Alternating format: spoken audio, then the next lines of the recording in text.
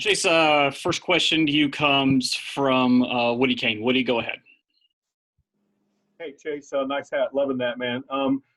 With the Roval coming up this week, was just curious to get your thoughts on how you attack a Roval style course versus a traditional built road course like, say, a Watkins Glen or a Sonoma. What are the differences that you notice from the seat?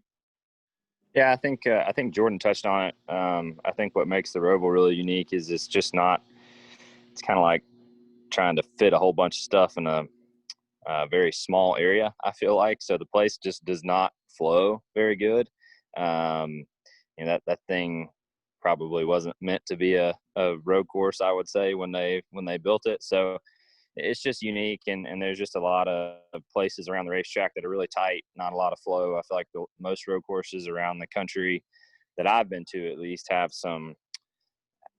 a flow to them. You kind of get in a groove, and it's really hard to find that groove, I feel like, at the Roval. So and I even think going back there this time, it's hard. It's going to be a challenge to find it. I felt like last year throughout practice and throughout the weekend, I never felt like I got into a flow very well. I feel like our car was driving pretty good, but I just never could find a groove to get in and find any consistency. It really wasn't until, that very last run of practice, and then when the race started, I felt like I found kind of some consistency, be able to back things up and do it over and over again. So I think, to me, the key for myself personally is going to be finding that and trying to get that dialed in, and hopefully it's good enough. Thank you. Yep. Thanks, Woody. Next question, David Smith with a question for Chase. David, go ahead. Hello, Chase. In the Daytona road course race this year, you proved that if you're fast enough, it is possible to compete for both stage wins and the overall race win. Do you believe that that is a dual focus, that is something other playoff teams are going to attempt to replicate this weekend? Or do you think that was just something isolated to the Daytona road course? That's such a tough thing. I don't really know that you can ever plan for that or know exactly how to attack it. I think once the race starts, you kind of have to feel out who the players are and how, fast or slow you are kind of compared to the competition, and figure it out from there. And two, I think it depends on what position you're in from a points perspective on how you want to approach the race. So it's tough. And like I said, I don't really know that you can plan for that ahead of time until you start the race and kind of see where you stack up and kind of get a first look at what your day is looking like, and then make that decision as far as how you want to attack it from there.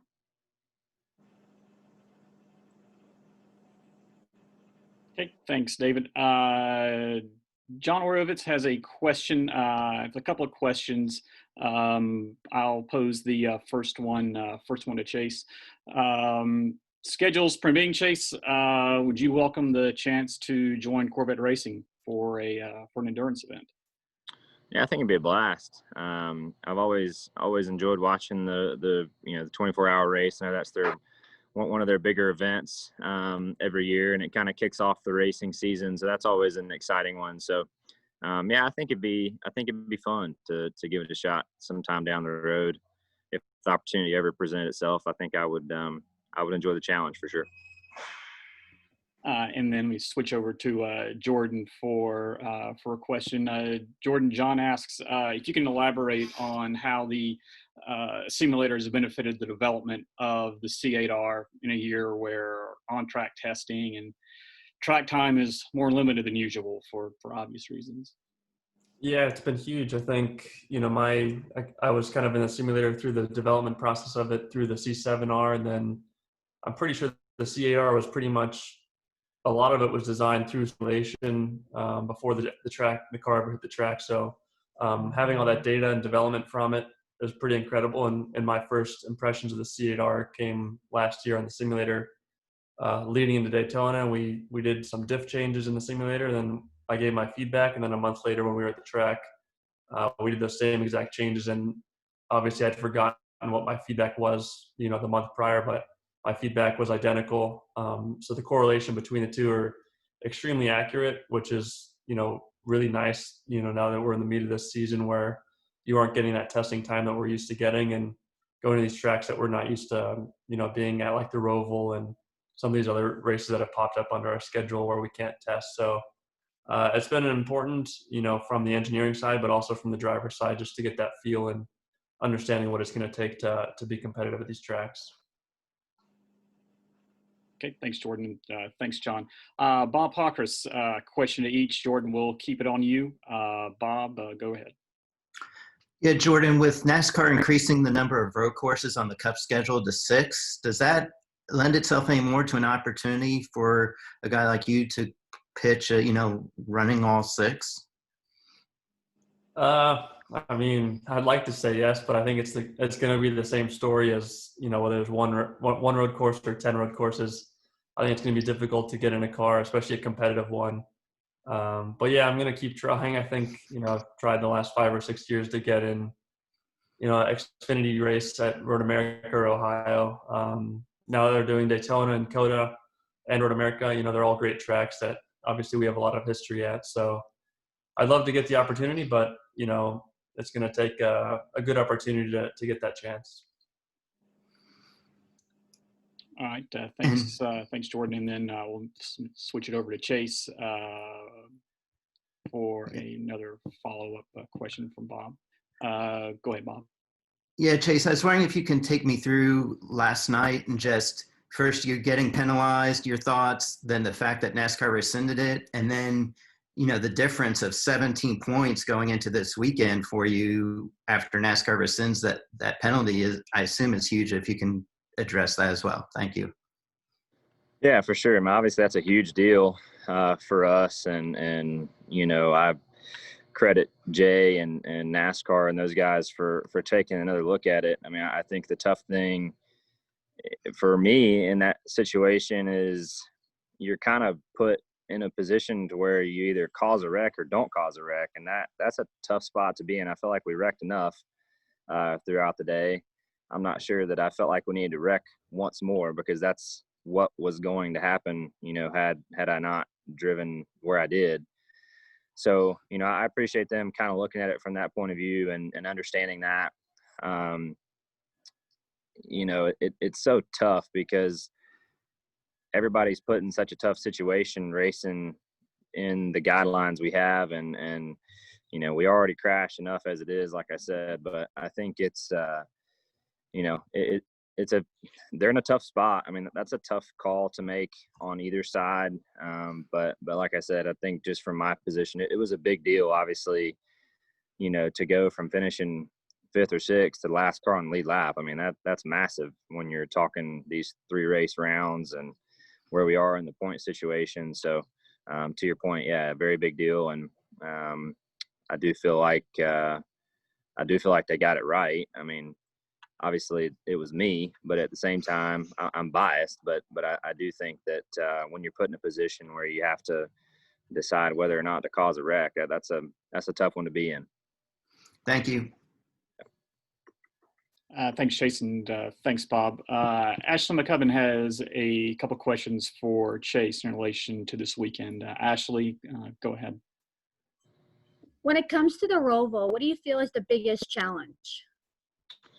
What Jordan and I touched on a few minutes ago, I just think the track is really kind of choppy and doesn't flow very good. And it's a really hard thing to find a rhythm at that track. And I feel like road racing is a lot about rhythm and a lot about consistency and, finding your markers and pushing yourself to go to those markers each lap and things of that nature. So when you have a hard time finding a flow, it's hard to continue to repeat and do things consistently lap after lap.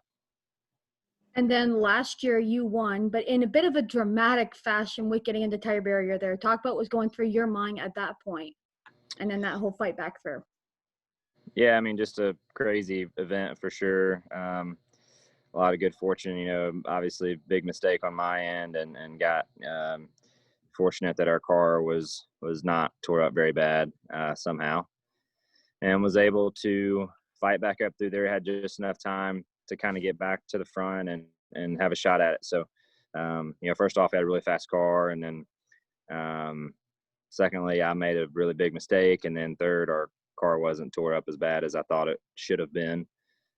So just had a lot of things go in our favor with the way the rest of the race went and the cautions, how they fell, and a couple good restarts, and things just went our way. So I'm glad it did for sure. Would like to eliminate running into the tire barriers if we have a fast car like that again. Okay, thanks, Chase. Thanks, Ashley. I'll pull Jordan up for a question in the chat. Jordan, are you going to have the chance to do any sim work before the race this weekend? Yeah, we'll be there Thursday and Friday. I think Antonio and I are there most of Thursday, and then Ollie and Tommy will come in Friday, and then we actually practice, I think, Friday night. So it's nice to get like a fresh, a little refresher course right before the weekend as a driver, and then as a team. I'm sure after our last on-track test, they've got a lot of items that we're going to want to go through to see how to properly optimize the setup, whether it's geometry changes or springs, downforce levels, toes, and cambers. So I'm sure there'll be a lot of laps in the simulator, but hopefully it'll all pay off on the weekend. Okay, great, thanks. Another one in the chat for Chase.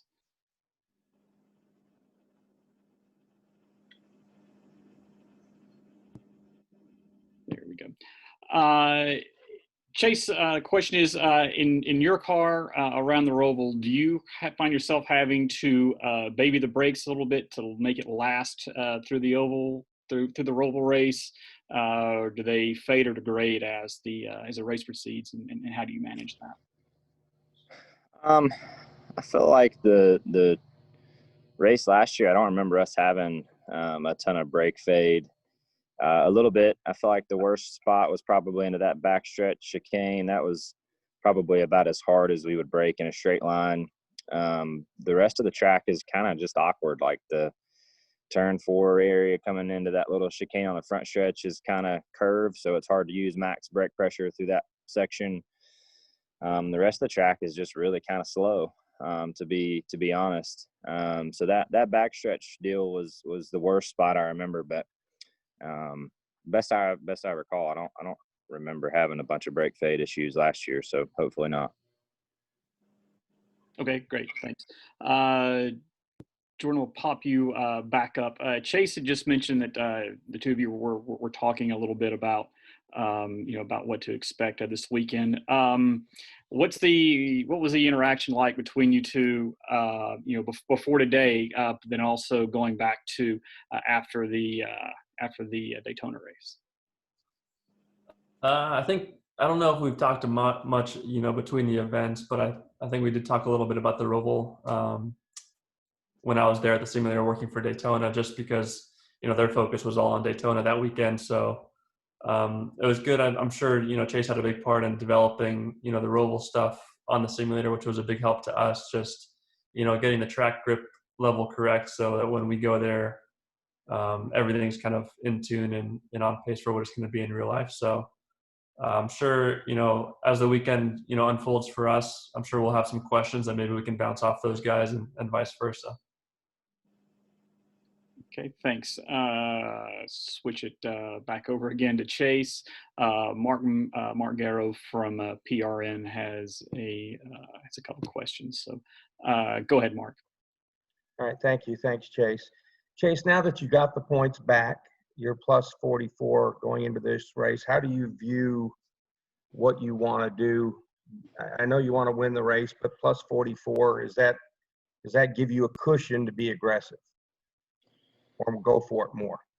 Yeah, I don't know. It's such a tough thing. I feel like when you get in these rounds and whatnot, I feel like the worst thing you can do is just sit there and play the numbers game. It's like I had a teacher tell me in high school one time, don't come into my final exam just figuring out what you have to make to pass. I feel like that's what I'm doing when I start sitting here thinking about what to do on point. So I'm going to take her advice and try not to do that this week and just focus on trying to run good. If you're going to go out and beat the people who are champions and who have been running well and we see the same 5-6 people in the Final Four every year. So unless you want to run behind them like we have been doing, we need to focus on trying to beat them. And to get there, you got to be amongst them and put yourself in position to win, because they are winning every week, one of just a handful, it seems like. So we need to be amongst them more often, and I think we're very capable of doing that. I think we've shown that this year, especially at times. We just need to do it more often, and we don't need to treat this week any different. My other question was, after you had the situation last year, you run into the barrier, how long did it take for you to figure out the car wasn't hurt bad? And were you surprised? Did you kind of go like, holy smokes, man, this thing's still flying?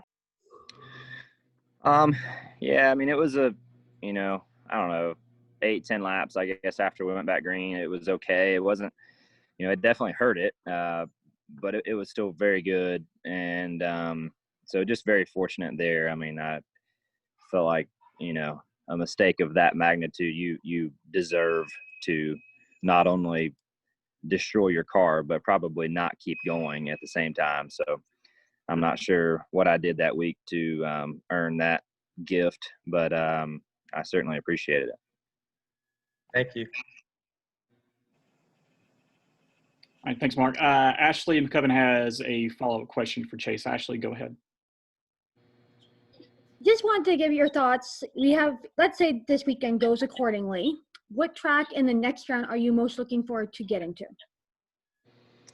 Heck, I don't know. We need to focus on this week, and I feel like, much like the final example I used, I think worrying about next week is also a no-no. So let's just worry about Charlotte right now, and we'll see where we stack up after that. And where do you view your championship chances in comparison to the competition right now, in knowing how you guys have performed this year? Well, I mean, I feel like when we've been at our best, I feel like we've run with the guys who, have been winning a lot and are in great position. So I feel like when we bring our A game and things are where they need to be, we've competed. And I think that's the main thing. So I hope, hope we continue to bring that A game all the time and try to get a little more consistent. I feel like the past, 4 or 5 weeks have been a little more consistent for us, and we've had some better runs and been doing a better job having more pace in our cars and being up towards the front. So I think if we can keep doing that, I feel confident that we can run with whoever. Perfect. Thank you. Thanks, Ashley. Bob Hawkers has one more question for Chase. Go ahead. Yeah, Chase, with you guys having so many more road courses next year, would you be comfortable if NASCAR started using local yellows instead of all full course yellows on a road course? Yeah, that's a really good question. I do feel like sometimes the full courses are probably a little unnecessary. I know that's a NASCAR thing versus a road course, typical road race style. So I don't know. I don't know what the right thing is to do there. I feel like there's times in the past where it's worked in my favor to have a full course yellow. And then there's times in the past where I wish it would have just gone green. So I feel like it can go either way. So I'm not sure. I feel like it's all discretionary, I guess, on how bad a wreck is, whether or not they have to put out a full course or not. But I don't know. That's a great question, but I'm not sure I'm the right person to answer. Thank you. Thanks, Bob. Question from Dustin Long. Go ahead, Dustin. Thank you. Chase, I'm just curious, just with your experience in the playoffs, how that experience helps and what you've kind of learned from your previous playoff experiences you're in this position at this time. I definitely don't think it hurts anything. As you go through these situations, I feel like we've been through some tough situations, I feel like, in the playoffs over my first handful of years. Been in some tight scenarios, been in some tough losses, and I think all those situations help you learn and kind of help you just keep a middle ground through a lot of it, which I think is really helpful. So I definitely don't think it hurts. I still think we're going to be faced with challenges and things that I've never seen before. And as you do that, you just have to kind of be dynamic and learn through those as well. But I do think having a little experience and seeing some of those tough days in these final races can help you just have a better mindset and understand that anything can happen and nothing's really over until it's over. And I think that's something you always have to keep in mind as we go through these last 10 races. Thank you.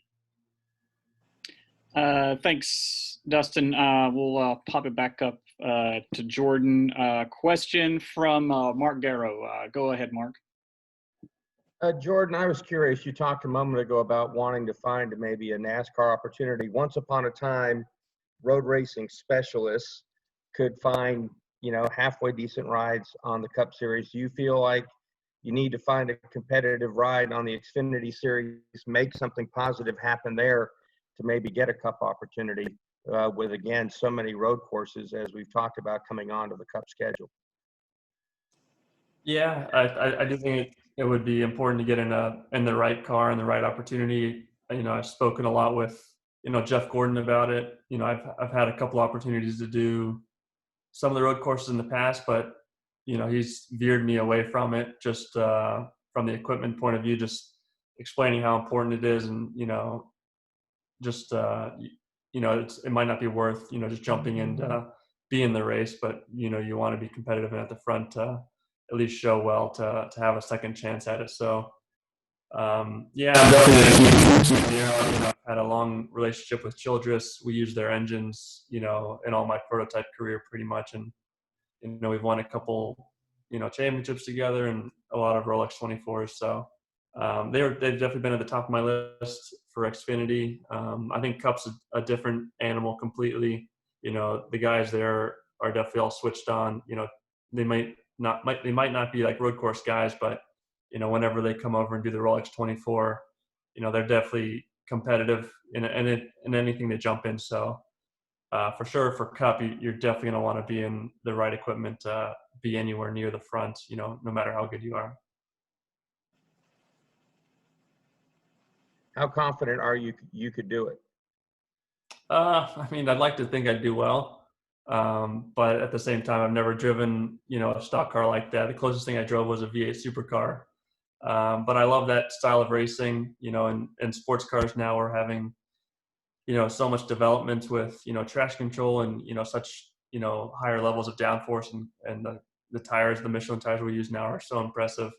I enjoy that kind of old school driving style where, it's, no ABS, no traction control, no driver aids. It's all down to, what you can do with the pedals and steering wheel. So I think my driving style kind of suits that. So I'd like to think that it would suit me somewhat well, but I think you'd never know until you get that opportunity.